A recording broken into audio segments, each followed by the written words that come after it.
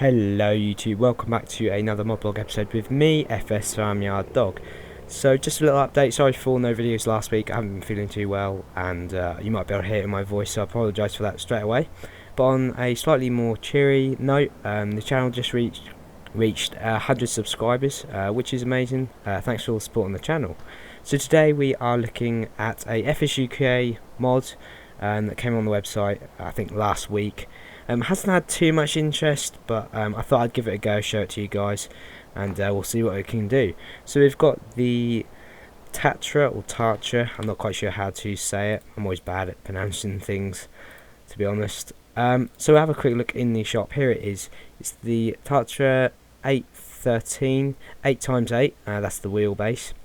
It will cost £125,000 to buy and has a maintenance of £90 per day.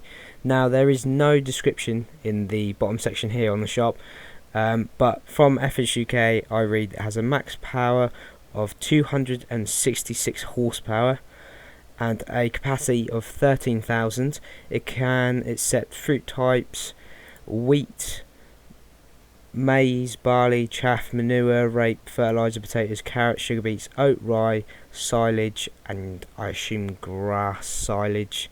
There's a word there I'm not too sure on, but it would be good to have that in the description, but for function it doesn't really matter too much as it says it on FS UK.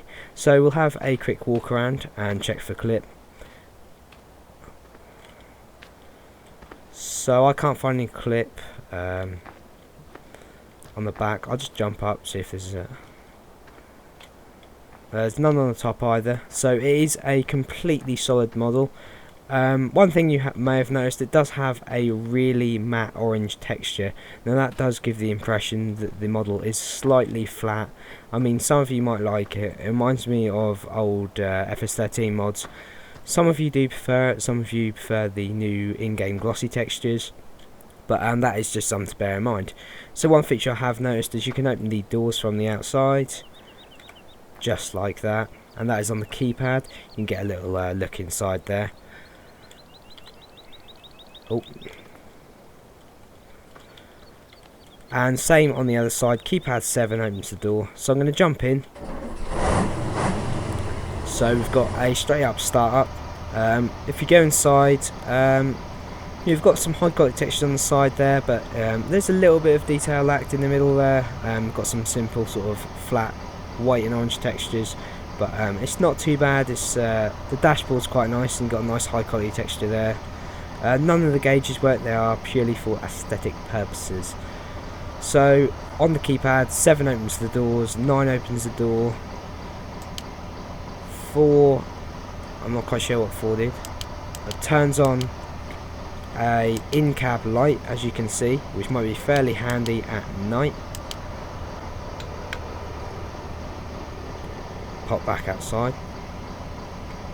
So 5 is the main working lights on the front there, 6 are the orange strobe lights on the bottom, and of course on 1, 2 and 3 you have the back indicators. Now I do have quite a large horn and the huge strobe lights that may lag your game out at some point, but they don't seem to be too bad, which is good. Now the main idea of these vehicles is that they are all-terrain vehicles for carton material. So I have this one here. I've got 13,000 litres of wheat already loaded up into it, and you can see that front wheel bending towards the ground. The suspension system on this mod is fairly spectacular really. You can see that all the wheels move individually on the bottom there. I've got a look where I'm going, as well as show you the wheels. So this bit here, all of the wheels will flex, and it can pretty much cope with any surface in the game. I mean, it could scale that hill up there too. I gave it a little go before the video.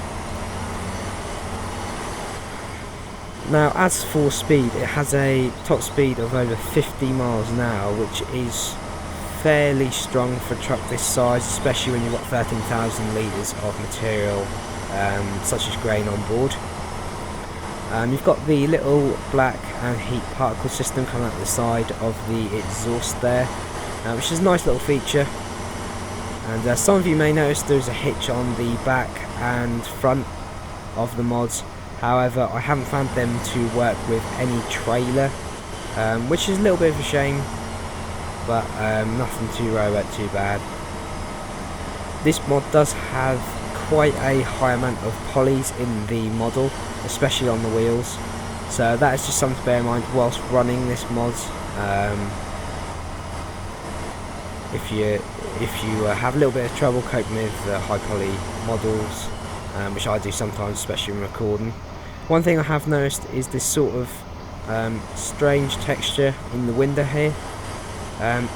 If you look carefully, it is actually a shot from FS15 Hergenstedt map, I believe, which is fairly weird, but I suppose from the outside it looks more realistic as a reflection, but on the inside, a little bit of a flashback from another game. So I'll pop outside now. You can see the nice big hydraulic ram pushing up the back dumper there, and the particle system with the dust tipping out the grain there, which is very nice.